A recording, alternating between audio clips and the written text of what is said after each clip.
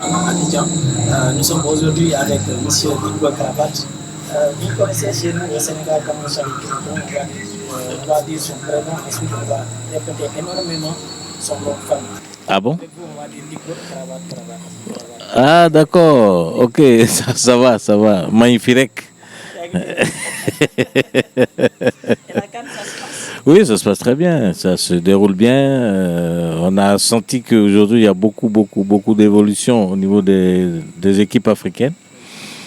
Voilà quoi, c'est toujours bon de savoir que telle équipe a évolué et il n'y a pas de petits matchs et c'est ça qui est intéressant.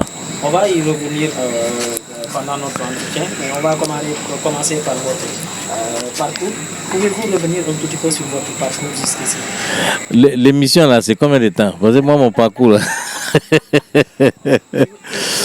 Oh, ouais, mon parcours. Non, mais mon parcours a commencé en 85. Hein. Juste que j'ai intégré le groupe théâtral de mon école, le lycée, et puis après, voilà, les choses sont devenues ce qu'elles sont. Voilà, sinon, normalement, moi, je suis dans le son. Moi, je suis un ingénieur de son, mais l'humour a pris le dessus. Donc, on surtout fait attention avec le son. Ah oui, ouais. Merci. Maintenant, le bilan par rapport à tout ce qui s'est passé depuis 85 jusqu'à nos jours, ça fait beaucoup de temps. Ouais. Le bilan, si vous faites votre bilan. Ben, le bilan il est positif, il y a encore beaucoup de choses à faire, sinon le bilan il est positif. Aujourd'hui, les humoristes, les comédiens sont de plus en plus respectés et c'est ça le plus important. Voilà, ils sont de plus en plus respectés.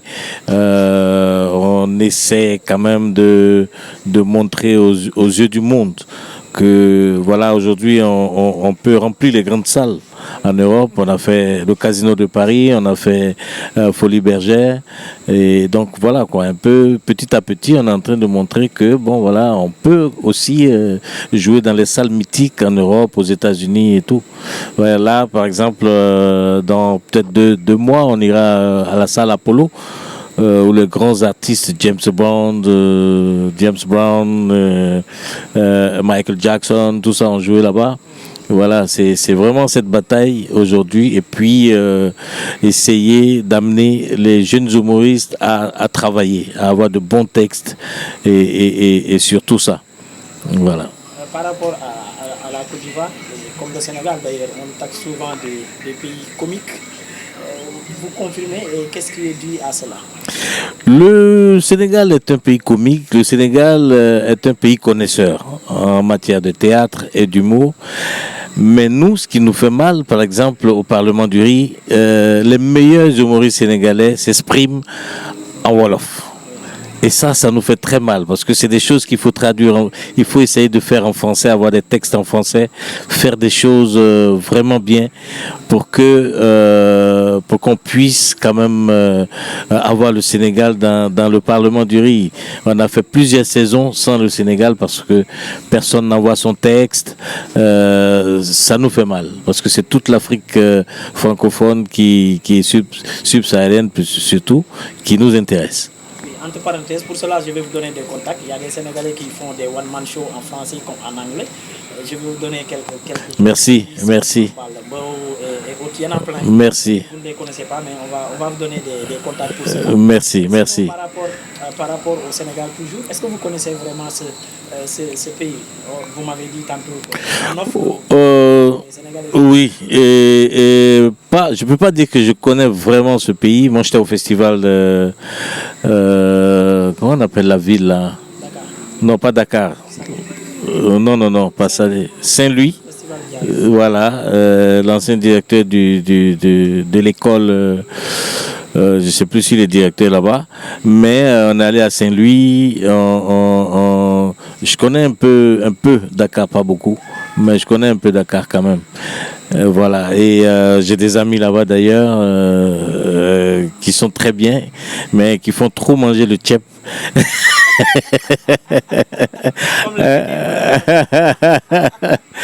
Comme votre rappeur qui m'a fait manger du tchèp, vraiment j'ai failli dormir.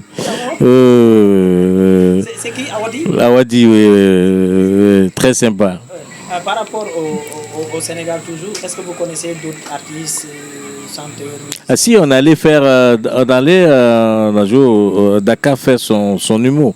On a joué là-bas, on a rencontré beaucoup de Sénégalais, des jeunes aussi, des web humoristes aussi qui s'essaient à la planche et tout ça. On a rencontré beaucoup quand même. Et à Oui, Presse, oui. Oui. Et surtout maintenant que sur le plan politique, je vais faire des questions pièges maintenant. Vous connaissez l'actuel président, son nom? L'actuel président, Macky Sall? Le plus grand opposant. Si vous trouvez ça, on va vous offrir. Le plus grand opposant actuel, Sonko. Ah, bravo. Ouais. Des billets d'avion, et parlons un petit peu, si vous permettez, comment vous avez rencontré votre femme sénégalaise, dans quelle ville elle habite Non, si, ici à Abidjan, hein, vous savez, il y a une forte communauté sénégalaise ici, hein, qui est vraiment intégrée, qui voilà, et c'est pour ça d'ailleurs que nous, n'étant pas sénégalais, on connaît un peu la culture sénégalaise parce que vraiment il y a une très forte communauté ici et voilà, on s'est rencontrés à Abidjan. Elle est née ici, ses parents sont venus avant les indépendances, voilà, donc elle est née ici et tout, donc elle est vraiment ivoirienne, mais bon, il y a les origines qui sont là, c'est pour ça que je dis que sinon elle est ivoirienne et voilà quoi, voilà. Mais elle m'a pas encore appris tous les mots wolof là. Du coup, vous supportez l'équipe sénégalaise, j'imagine? Oui, quand l'équipe du Sénégal joue, pas contre la Côte d'Ivoire. Si vous jouez pas contre... Voilà, pas contre la Côte d'Ivoire, je supporte le Sénégal. D'accord, nous crions tous, mais qu'il y ait une finale Sénégal-Côte d'Ivoire. Ah, pourquoi pas, ça va être sympa, ça va être vraiment, ça va être bien. Si vous ramenez à Dakar, ma femme va me ramener ça en Côte d'Ivoire. Par rapport à la CAN, on va parler carrément CAN maintenant.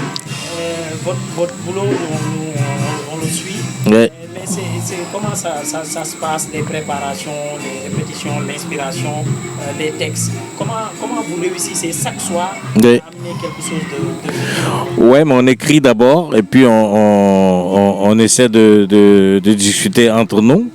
Et puis après, on trouve le texte qu'il faut et on répète en fonction du texte. D'ailleurs, Maman et Gourou sont déjà là. Ils attendent la répétition. L'émission va commencer juste après le match.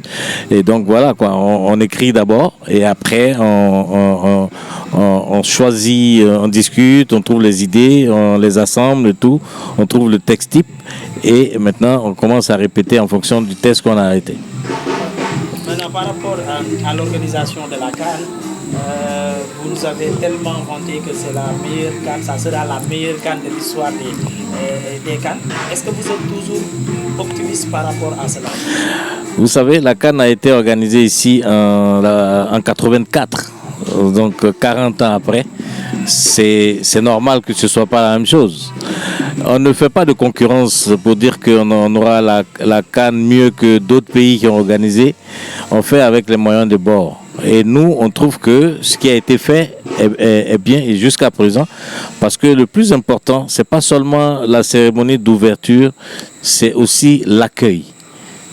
Il faut que tous ceux qui viennent de leur pays se sentent chez eux ici. Et c'est ça le plus important. Voilà. Et vous allez remarquer que tous ceux qui viennent trouvent des parents ici.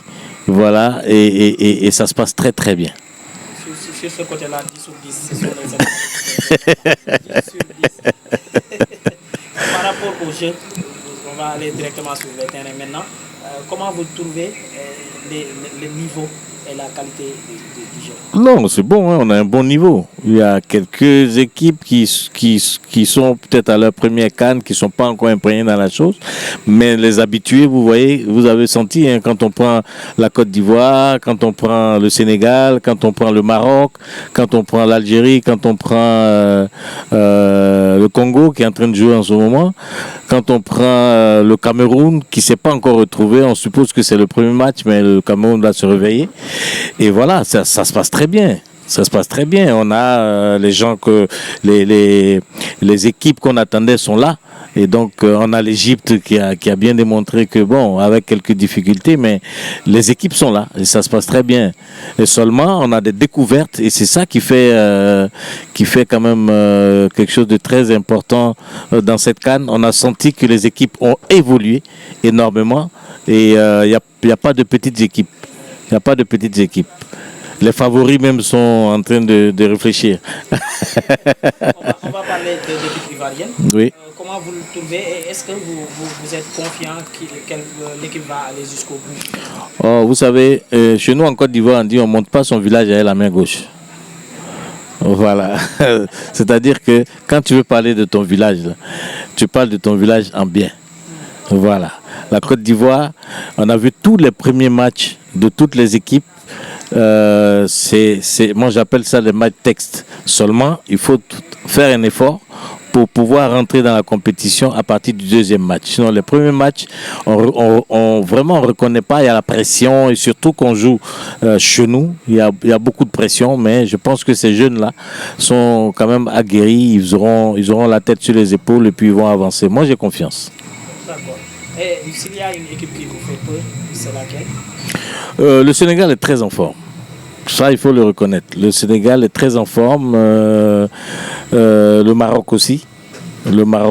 Moi, aujourd'hui, les équipes qui nous effrayaient, comme le Nigeria, j'ai pas encore senti le Nigeria. Donc j'attends au deuxième match contre la Côte d'Ivoire. On va voir ce que le Nigeria vaut réellement. Le Cameroun aussi n'a pas encore démontré son football. Là, pour le moment, on ne peut pas trop se prononcer parce que c'est à partir du deuxième match qu'on saura vraiment si telle ou telle équipe est entrée dans la compétition ou pas.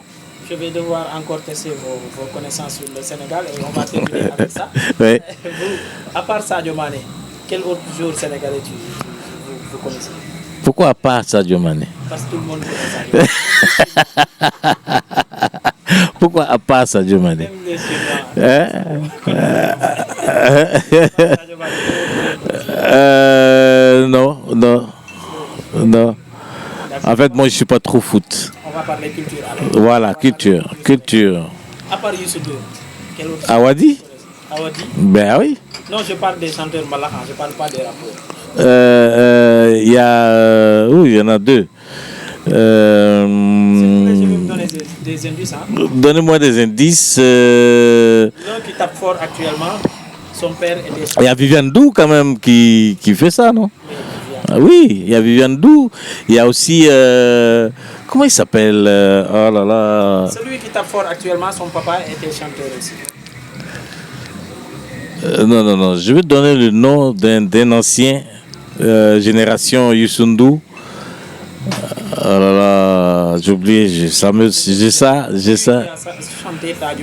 Ouais, justement, c'est son nom que je suis en train de chercher. Oh là là, c'est son nom que je suis en train de chercher. J'ai ça, et puis il y a l'autre aussi. C'est Ismaël Lo. Voilà, j'ai beaucoup. Les nouveaux, vraiment, je connais pas. Les nouveaux, je connais pas. À part mon ami Awadi que je connais, voilà. Les nouveaux, je connais pas. Awadi, c'est plus un chanteur africain. Ouais, c'est ça. Maintenant, on va parler plats. Oui. Ah non, si c'est les plats, tu peux pas. À part le tchéboudion et le tchébouya. Ouais. Alors, il y a le yassa. Il y a le lard. Là, je t'ai bluffé là. Ah non, là, c'est fini là. Un autre plat, la sauce arachide avec les feuilles dedans là. J'ai oublié le nom. Oh là là, j'ai oublié le nom. C'est très bon aussi. Voilà, c'est ça. Voilà, le mafé, il y a le mafé aussi. Et oui, c'est ça, c'est très bien. Quand vous entendez le Sénégal, ou quand vous voyez un Sénégalais, quelle est la première chose qui vous vient à l'esprit? Phare de Babel, de Mamel, où on mange en haut là-bas, là, sur le mont. Voilà, ça j'adore. Et j'aime bien l'ambiance là-bas aussi. Vous avez une fois visité l'île de Gorée? L'île de Gorée, oui, l'île de Gorée, moi, oui. L'île de Gorée, j'ai... Vos ressentis par rapport à la maison des esclaves, à l'histoire? Bon, ce que j'ai vu là-bas, c'est pas la rancœur comme mes amis, mais c'est surtout le sacrifice que nos parents ont fait. Voilà, pour que nous, aujourd'hui, on soit là, ce sacrifice qu'ils ont fait. Vous voyez, venir chercher des gens, aller les déporter avec la complicité de nos frères, de leurs frères.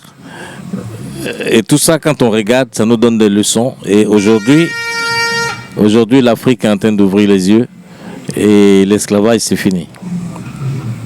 Merci beaucoup. Merci à vous. Bien que Oui, tu fasses- mais moi, je posais une question. En Côte d'Ivoire, qu'est-ce que tu as mangé? J'ai mangé le garba. Ah, et À Logo, j'ai mangé à Tchéké. bienvenue. Et maintenant, je suis champion national. Ah bon? Oui, je suis ivoirien.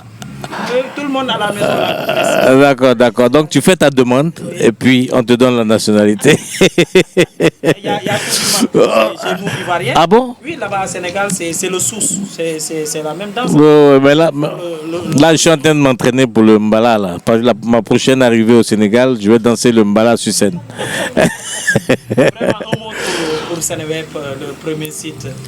Voilà. Ben oui, je connaissais pas, je découvre et je me suis rendu compte que c'est que des jeunes et c'est ce qu'on demande aujourd'hui aux jeunes de travailler, prenez exemple sur Seneweb et si vous avez aussi des idées comme les jeunes de Seneweb, faites-le parce que c'est important aujourd'hui de travailler et d'éviter de traverser la Méditerranée. Merci beaucoup. Ce fut un plaisir de vous rencontrer. Moi aussi. Merci. Merci.